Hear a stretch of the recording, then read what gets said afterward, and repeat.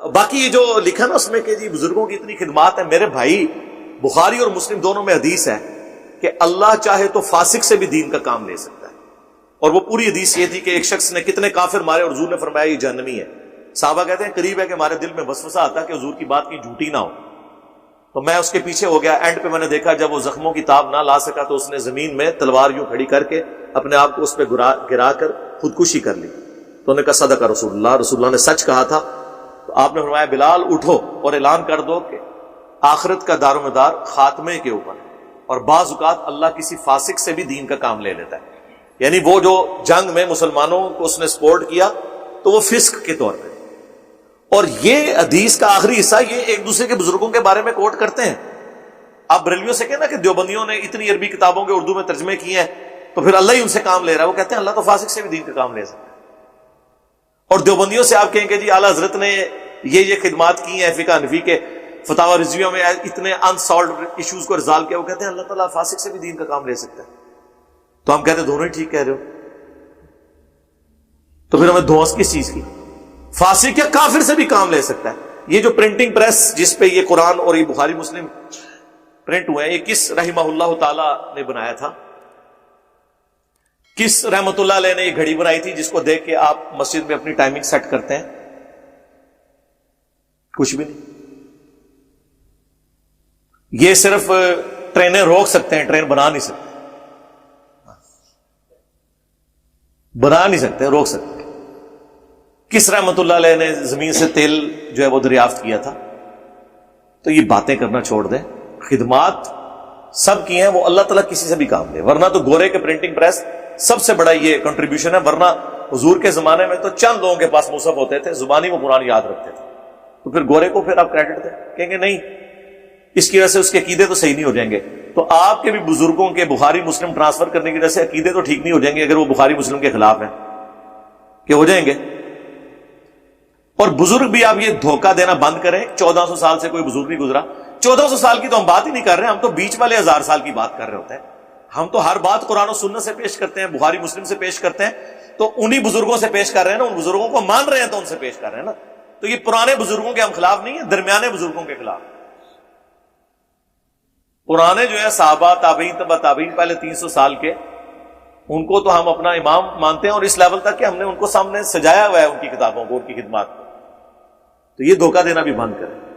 صرف لوگوں کو جو ہے وہ ایک ایکسپلائٹ کرنے کے لیے، ان کے جذبات کو ابھارنے کے لیے اس طرح کے جملے بول دیتے ہیں کہ جی بزرگوں کو نہیں مانتا، ان کی توہین کرتا ہے. چلے ہم پھکی دیتے ہیں، پرانوں کو تو چھوڑ دیں.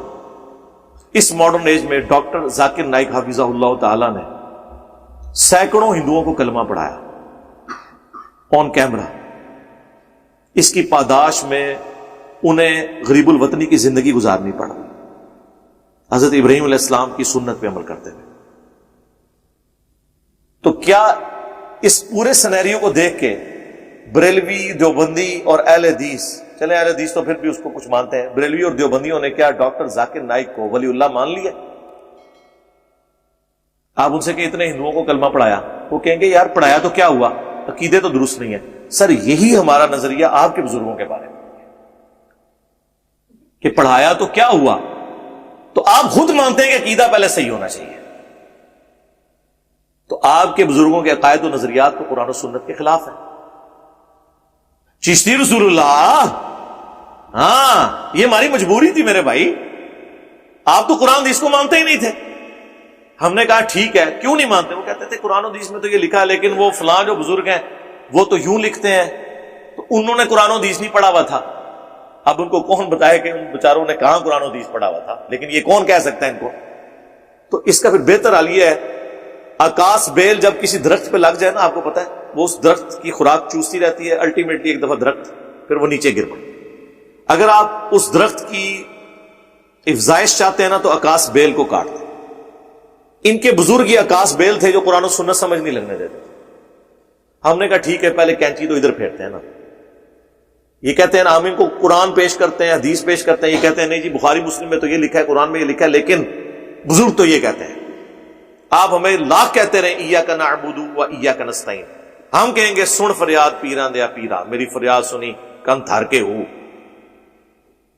میں کہ ٹھہر ہو، ہاں تیرا کر لینے کہ تواڈے اتنے بڑے بزرگ، ہم نہیں کہتے انہوں نے کیا ہوگا لیکن ان کی طرف منسوب ہے، حشت بہشت آپ نے چھاپی. معین الدین چشتی اجمیری المتوفا 633 ہجری، انہوں نے تو اپنے مرید سے کلمہ پڑھوایا ہے چشتی رسول اللہ. ویسے اب انہوں نے کتاب سے نکال دیا لیکن وہ صرف ایک پبلیکیشن والے نے نکالا ہے، اور اس کے ساتھ لکھے بھی کہ انجینئر صاحب کہ اس مقدمے کو بار بار ہائی لائٹ کرنے کی وجہ سے ہم نے رجوع کیا ہے. یعنی 1000 سال میں کوئی بزرگ ایسا پیدا نہیں ہوا تھا جو ہمارے بزرگوں کے کارنامے میں بتاتا. مانتے نا؟ چلیں خیر، ہم نے تو اجر اللہ سے لینا، میں ایک تفنن کے طور پہ بات کروں. تو وہ چشتی رسول اللہ نکلا. ویسے آپ کسی بریلوی سے پوچھو کہ جی وہ اشرف تھانوی نے اپنے نام کے کلمے کو انڈورس کیا تھا، اشرف تھانوی رسول اللہ اور اللہم صلی علی سیدنا و نبینا اشرف علی، نعوذ باللہ. وہ کہتے ہیں جی وہ جی خواب میں پڑھا ہے. خواب میں کہاں ہے میرے بھائی؟ خواب کے بعد وہ مرید کہہ رہا ہے میں بیداری میں بھی پڑھ رہا ہوں. وہ کہتے ہیں دیکھیں جی وہ کہہ رہا ہے نا میں بے اختیار ہوں. یار ہم نے بابی کو تو کبھی کہا ہی نہیں ہے، ہم کہتے ہیں بابے نے غلط کیا. جب ایک مرید اپنے پیر کو لکھ رہا ہے کہ میں خواب میں بھی اور اٹھ کے بھی پڑھ رہا ہوں اشرف علی رسول اللہ اور اللہم صلی علی سیدنا و نبینا اشرف علی، تو پیر کا کام تھا وہ کہتا کہ تیرے اوپر شیطان کا غلبہ ہو گیا ہے، اللہ سے توبہ کر، یہ کیا کفریات بک رہا ہے تو، شیطانی خواب. لیکن پیر صاحب کیا کہہ رہے ہیں؟ اس واقعے میں تسلی تھی. اچھا پیر نو بھی ویسے وہ بھی مجھ سے مزاج سی، انہیں خواب نہیں لکھیا، اس واقعے میں تسلی تھی. اسے بھی پتا تھا خواب میں بھی پڑھ رہا ہے بیداری میں بھی، کہ جس کی طرف تم رجوع لاتے ہو، یعنی اشرف تھانوی صاحب نے اپنے بھائی، وہ بعون ہی تعالی متبع سنت ہے، اللہ کی مدد سے وہ چونکہ سنت کے اوپر ہے لہذا اس لیے تم نے اس کے نام کا کلمہ پڑھا ہے. ہم بابی کو تو کچھ کہہ نہیں رہے، بابے کو کہہ رہے ہیں. اب کون مانے؟ کہتے ہیں بزرگوں کی خدمات ہے. جی یہ خدمات ہے، اس پہ تو میں یعنی کتنا رونا رو، اس کا تو کوئی اینڈ نہیں ہے.